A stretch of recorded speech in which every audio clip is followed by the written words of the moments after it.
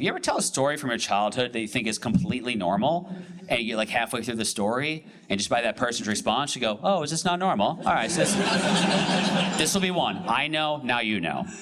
But before I became a cashier at that grocery store, I was a cart boy. I was about 14 years old, and there's this older gentleman that came all the time. He's a nice guy, but he was probably like mid-80s. He had a ponytail. His name was Dick.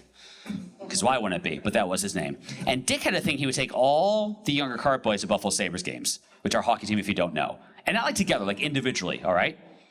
And it's getting quiet in here? I get why. Okay. So one day, Dick comes to the store and he goes, hey, Matt, don't know if you know us or not, but I have tickets to Buffalo Sabres. I would like for you to be my guest tonight. You should drive to my house in Niagara Falls. I'll drive from there. What do you say? So of course I'm like, well, I gotta ask my parents for it. Can I take your number? He's like, oh, of course. So he gives me his number, and I go home, I tell my parents the exact description I told you guys. And of course my parents were like, meh, have fun. C+ decisions at best, right? So I go to this game with Dick. Now I'm sure you guys are hockey fans or not. These are the best tickets I've ever had in my life. We're like running the glass, guys getting checked in the boards. It is so much fun. And one of the biggest memories that sticks out is about the third period. Dick would always like reach in his pocket, okay? And he'd pull out these like Sunbelt granola bars. Does anyone know what those are? Did you grow up poor? You know what I'm laughing at? Yeah. If you don't know what they are, they're like the worst granola bar on the planet. Like you can buy like 20 for like $1.29. They are dog shit. And he'd pull them out, they'd be like warm and sweaty. And he'd be like, would you like some? I know, at the time I was like, oh my God, free food too? This is the greatest night of my life.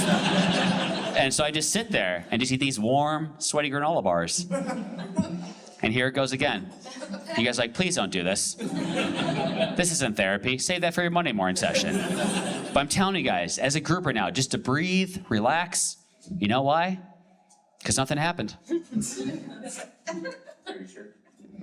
Yeah, no. Oh, I'm sure. Nothing happened.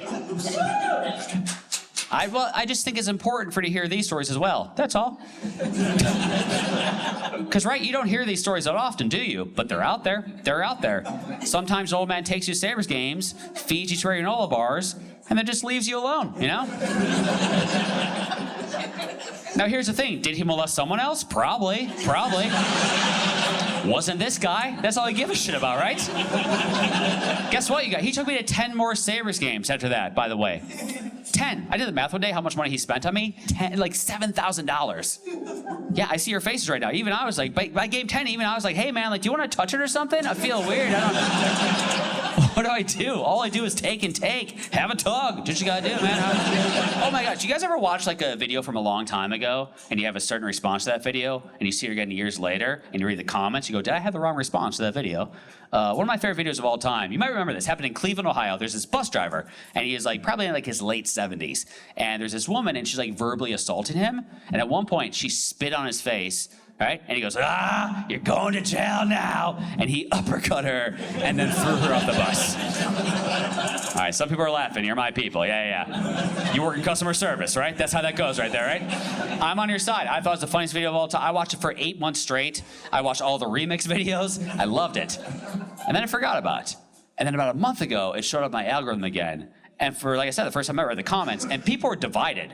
Like, kind of like this room tonight. I feel the energy, right? There's some people who love the bus driver. They're like, yes, queen. They love this guy.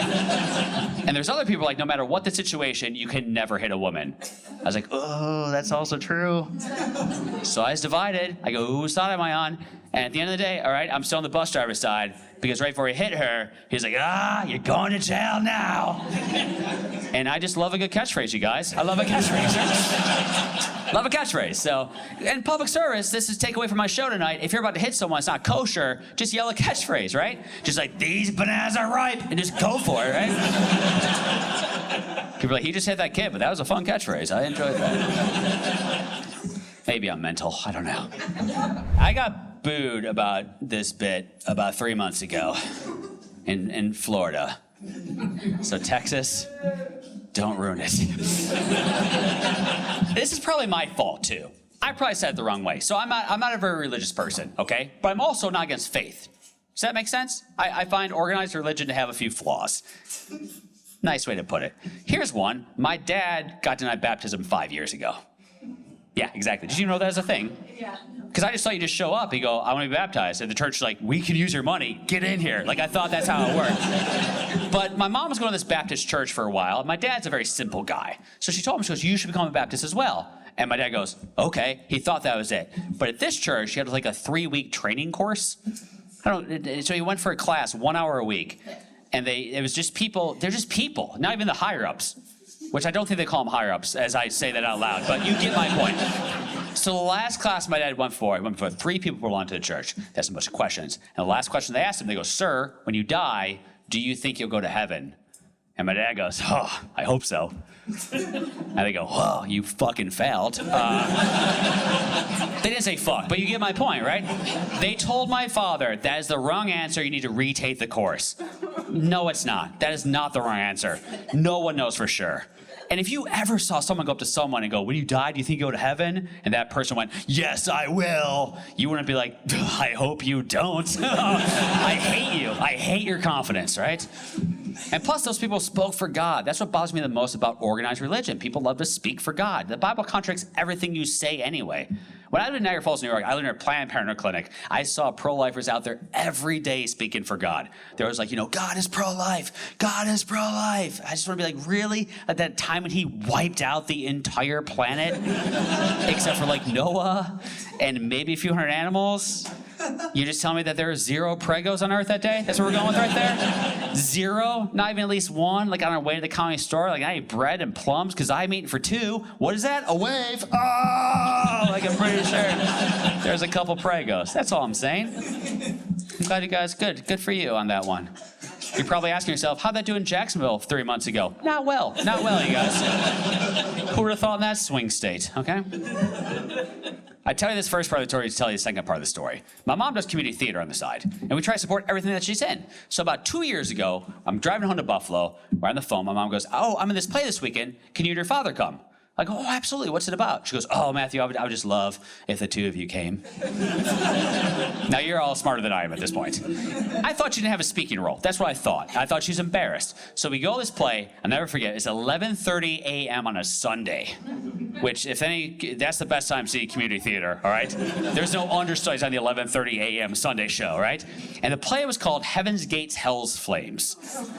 And the reason I love telling this story, because Dallas understands this story. If you don't know, it's an evangelical touring play, and they go to all these theaters that hold about 200 people, and what they do, they give free tickets to kids who are about 12 and under, so the fear-based age. And the whole premise of the play, it's wild. It's always an adult and child on stage. The child's like, I believe in Jesus. That means to go to heaven. And the adult's like, hey, that's great. I just have a couple questions about all that. And then something terrible happens. Like a bus hits them, they stop for gas, they're on their cell phone, boom, right? They're dead. Now they're very dead, okay? So on the stage, there's these big pearly gates, if you remember, and like this heavenly music starts playing, and then out walks Jesus. And not real Jesus, by the way. I want to point that out to the audience. He might have. I didn't do meet and greet after, but he comes out and he points to the kid. He's like, you, come on in, my son. And the child walks up the steps, and everyone starts cheering. And they're like, yay! It's very creepy. And the person who doesn't believe in Jesus, he just goes, nah. Like that, which that was not how he did that. It's weird. Nah. That was a weird way to do that. Did Jesus get the vaccine? So, so anyway, so the lights go down, and this crazy music starts playing, and out runs the devil. Now, I was like 38 years old. Even I was like, it was terrifying. And the devil runs out, right, grabs the adult, drags him off to hell, while the child and Jesus sit there and watch. I know we have some religious people here tonight, but I hope this is the most fucked up shit you've heard so far in my act. And I almost got molested, 7 jokes ago, right? So I go to my dad and go, not for me. So I get up, I'm trying to leave. My dad goes, Matthew, sit down. Your mom's going last. We're gonna support her. I was like, wish you left us in Disney. So I sit down. When I tell you this is the best decision of my life, my mom did the play for 3 days at that point. And I think my mom was like, listen, I can follow script or I can make this so much better. Because the devil came up to grab my mom. No one did this. She goes, no, and just ran away. So this kid playing the devil's like, what is going on? Improv, yay. So he runs after her. And they are literally at one point wrestling on the ground together. And I think he's breaking character. He's like, you're going to hell, lady. me? And she's like, I am not going to hell. And he's like, well, we have a second show. Come on. So he finally gets a hold of her. Now she's giving in, but she's still going for a community theater Oscar. She is not letting go. And finally, he pulls you behind that curtain, but she's like, one last blood-curdling scream. She's like, no! And we just all slowly watched her fingers go behind the curtain. And it was completely silent in this theater, about 200 people, except for me and my dad in the back, just laughing our asses off. We even started clapping at one point. We'll never see these people again. Who cares, right? It was a beautiful moment between the two of us. My dad's not even that funny, but I go, you think she went to hell? He just goes, I hope so. I don't know. No one knows for sure. I was bullied in middle school, okay? We're all up here for a reason. Yeah. Because I have pretty big front teeth. I'm not sure you guys can see there. I didn't know I had big front teeth, but my second day at middle school, we're watching this movie, and I laughed at the movie, and this kid next to me looks over, he's like, you have huge teeth. Like, well, won't be smiling for the rest of middle school. That's how that's gonna go. And listen, I'm mostly fine now, okay? If I see a beaver, I'm like, are you taunting me? But other than that, I'm a totally well put together comedian. And I don't know if anyone here has ever bullied before. It does carry over into adulthood. Here's where I'm at now. I'm very weary of compliments. Like, I just know where it's gonna go, right? Like, I live in DC. I have these sneakers on. They're very basic sneakers. But I was walking down the street one day, and this couple walked by me, and this guy just walks by. He goes, I like your sneakers.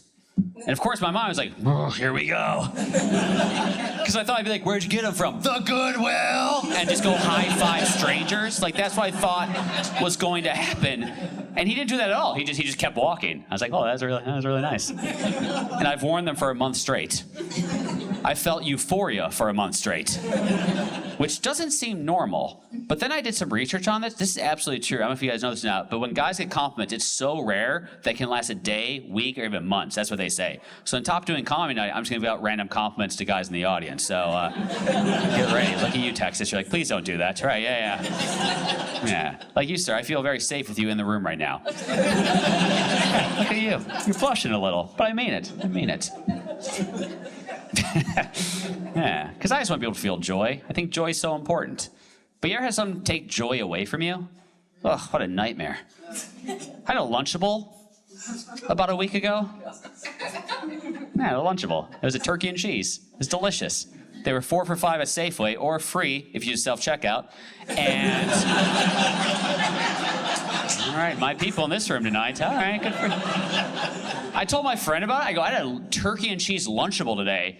And he goes, what are you, 9 years old? I was like, oh, you mean the last time that we're all truly happy? Yes. For 4 minutes, I was 9 again, all right? Let me have it. I'm 40. I need the joy, all right? Because 40 is not fun. I just turned 40. Don't let the backwards hat fool you. That's what's going on underneath there, all right? That's kind of, yeah, so that's why I do that. And look at that, 36. Yeah. Yeah, 40 is the weird age to be. I don't know if anyone here is 40. It's strange, because I'm not old. I'm not old, but I'm definitely at the age now, if I drop the shampoo in the shower and it makes like a really loud noise, my wife just assumes I died. Is anyone else going through that? It's not fun. It's not fun at all. Happened one day, dropped the shampoo bottle, made a huge noise. About a minute later, my wife Kelsey walks in. She goes, everything okay in here? Which, can we agree, that is 58 seconds too late, right? That is way too late. And the way she said, I don't like it. Is everything okay in here?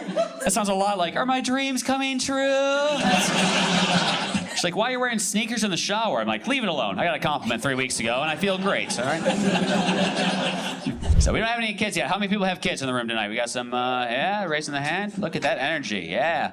That made me want to have kids. Look at that, good for you. No, I don't know if we're gonna have kids or not. You know, I'm 40, my wife's 33. We'll see what happens. I'm not sure what type of parents we're gonna be. Sometimes my wife does very unmotherly things.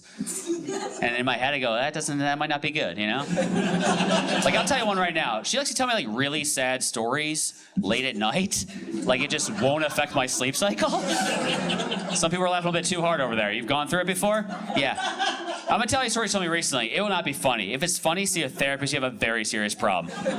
We're in bed one night, it's like midnight. I'm not even looking at her. I'm like turned away, and I'm about to doze off. And she goes, can I tell you a really sad story?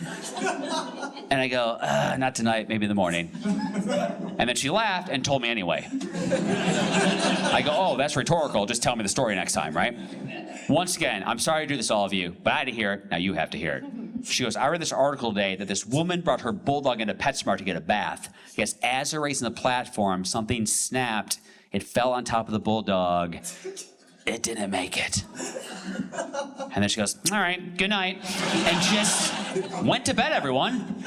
She was snoring 5 minutes later, like a true psycho. Yeah, very important story now, by the way. We own a bulldog, everyone, right? Her name is Wilma. Even she woke up like, what the hell, lady, right? I was like, I know, I'm married her for the rest of my life.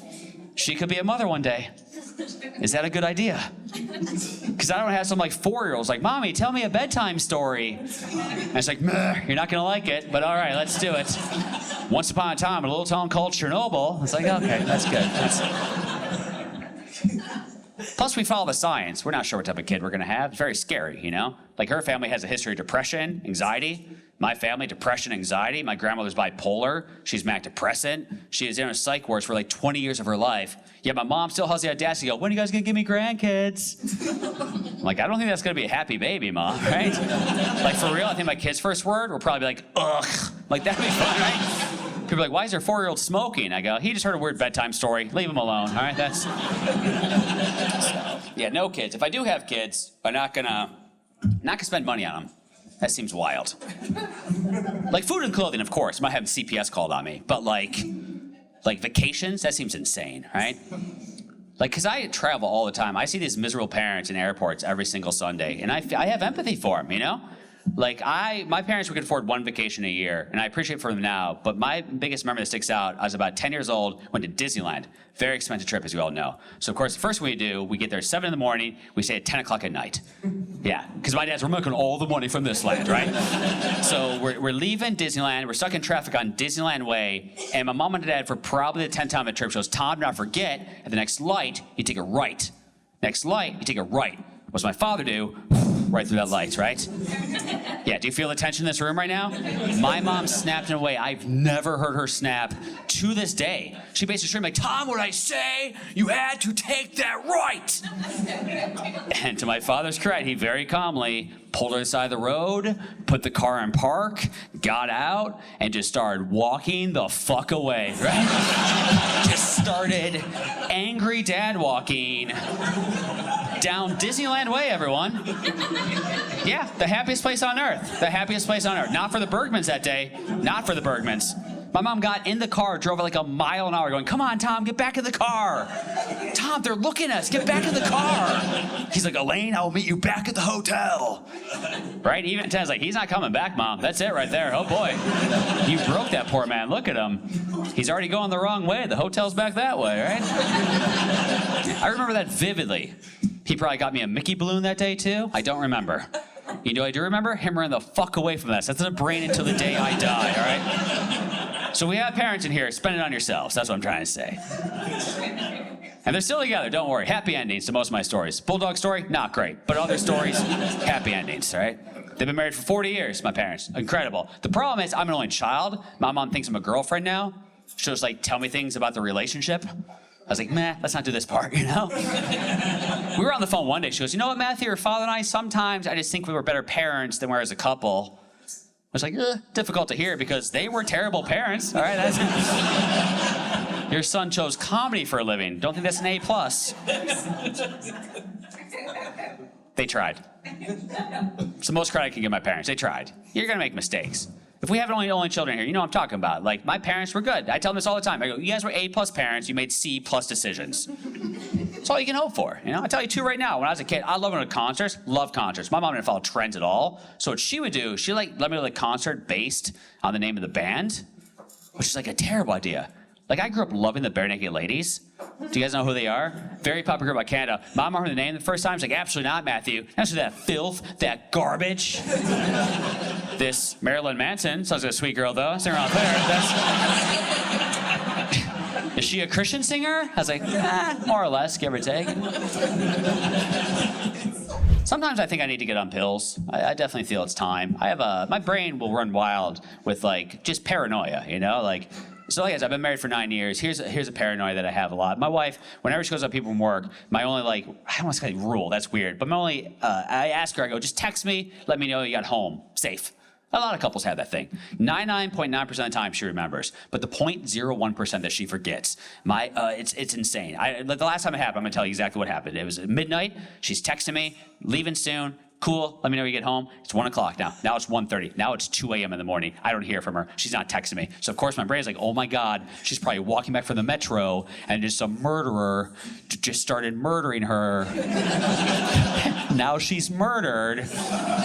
And I will never see my wife alive again. I am freaking out. And most people go like, you're being insane. Not me. I just went, you ever done that? I went deeper and deeper into the scenario. Like here's where we're at now. They caught the murderer. Yes, the murderer has now been caught, which first of all, great job by law enforcement, all right? Great job. They solved it in 48 hours. That's hard. That's a hard thing to do. But now he's going to trial, and get this, they messed up the investigation. They messed it up. Of course they did. Police these days. So now he might go to jail for 7 to 10 years, what the media is saying. 7 to 10. That's my wife. That's my love. What would you do? So here's what I do. One day, I wait out the courtroom. I have a big knife on me. Big knife. I got a good deal. Big knife though. And I wait for him, and I stab him real good. I get him. Yeah, it's solid. So of course he's like, why? I'm like, I think you know why. So he dies. Which, yay, victory. But listen, you can't go murdering people in the U.S. yet. Not yet. We'll see what happens next election. But, so then they sent me to prison. They sent me to prison. This guy. I'm not gonna do well in prison. I'm scared of all of you. What am I gonna do in prison, right? But then I think about it. I go, okay, the first day of prison, this is what they kind of tell you. You go up to the biggest guy in prison, you act like a psycho. Start smacking him, right? And then what he'll tell his buddies, like, stay away from that guy. And that's how I survive in prison. And at that very moment, my phone goes off, and it's her. It's like, hey, you're having a great time. Be home in a half an hour. I'm like, oh my God. She's fucking somebody else. I cannot. And that's why I need to be on pills. And listen, this is my only couples advice I'm going to give tonight, okay? We're all a little insane. If you ever walk up to someone and goes, hey, do you feel like you're a normal person? And they're like, I think I'm pretty normal. You're like, stay away from that person. They're insane, all right? But couples, we're all kind of, the problem with the couples, here's what you do. You just can't be crazy on the same day. Does that make sense? Like I take like Thursday through Sunday, and she takes like Monday through Wednesday, and it works. Sometimes we switch it up too, you know? She had a Wednesday moment. I'm gonna tell you about this one. She's driving home from work one day, and she's on speakerphone, and all of a sudden she's like panicky, and she goes, oh my God, Matt, I gotta go. I could blow up. Right? And I was like, are you in Fallujah? Where are you at right now? What's happening? You take a wrong turn? And she goes, no, I'm at a gas station, and I feel like I read somewhere that if you're pumping gas on your phone, you just blow up. Some people are laughing pretty hard. Yeah. Does anyone believe it? Good. You kind of do? You've heard it. Okay, that's great. I like telling this story because I think it's very important for people to hear this, and you're gonna feel so good. If that were the case, there would be an epidemic of people just blowing up across the country, right? Like this whole room would have seen about 17 happen this year already, which would be incredible. Have fun with it. Am I coming across as someone that doesn't want to see people blow up at gas stations? No, I would love to. How fun would that be? To drive by some Sunoco, some manic just explodes the pump, and you're just like, aha, get off your phone, jackass, right? Like, be in the moment, you know? I was disappointed in her, I think is the right word. Because she just immediately was like, I'm hanging up the phone, and she just hung up the phone. I'm like, I'm married to a crazy lady for the rest of my life. She could be a mother one day. But here's what happened. 15 minutes went by. She didn't call me back. And now I'm the one like, oh no, she blew up. What? No. I can't afford rent by myself. That needs to be addressed immediately, right? People ask me all the time if I'm Jewish. Maybe. I legit have never looked at it before. I just don't care, I guess. My family never cared. But like, Jewish people claim me all the time, which is fine, but also like strange.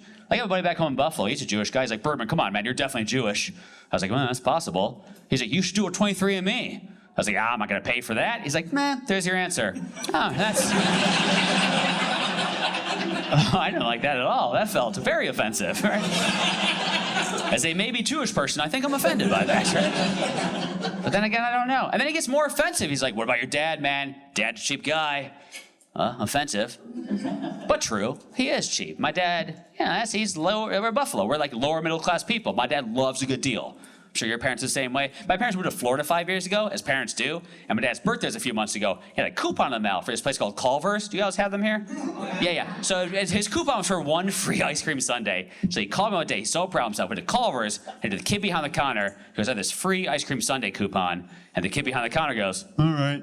He just gave my dad a sundae, but then didn't take his coupon. And I love that some people were laughing already, exactly. My father, for real, goes to Culver's 4 to 5 days a week to get a free ice cream sundae, which is that's fine. That doesn't bother. What bothers me, he calls him so proud of himself, like he's tricking these kids. I put him on speakerphone one day, he's like, Matthew, another free sundae today.